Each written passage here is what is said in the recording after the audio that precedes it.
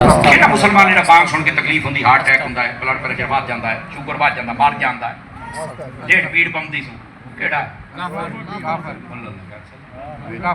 लेकिन सुनो मैं फिर जवाब दिता है ना, मैं कहना ना ना ना ना एक मुसलमान अजान की आवाज सुन के ना मुसलमान को तकलीफ होती नहीं होनी चाहिए। मैं कहा मेरे गल सुनो,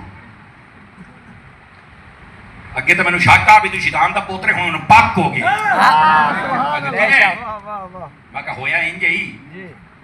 मुस्लिम शरीफ की हदीस ना मैं जिम्मेदार नबी पाक अलैहि सलाम ने ना फरमाया मैं जिम्मेदार हां, फरमाया जिसले बांग हुंदी है ना बांग जिथों ताई बांग दी आवाज जावे शैतान भज जाता है, शैतान को तकलीफ होंदी है। ते मिर्जा की याद है मुसलमान होंदी है, मैं कहना होंदी शैतान नु है और भज जाता है। मैं कहा शैतान है तेरा प्यो भजदा तेरा प्यो है, चीकां जेलम दे विच पुत्तर दियां पईयां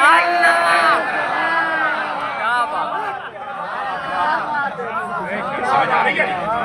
हाँ मैं कहा गल सुन, नबी पाक फरमाया मैं रिवायत दे लफ्ज़ ने फरमाया जदों बांग होंदी है ना जिथों ताई आवाज जावे उत्थों ताई शैतान भज जाता है। अगले पिंड ताई आवाज जाती है तो अगले पिंड ताई शैतान जदों भजदा ते अगला कारी स्पीकर को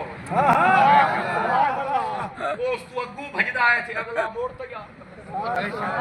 एक बांग टाइम शैतान दा ए मिर्जे जेलमी दा अब्बा अंडरस्टैंड बेशक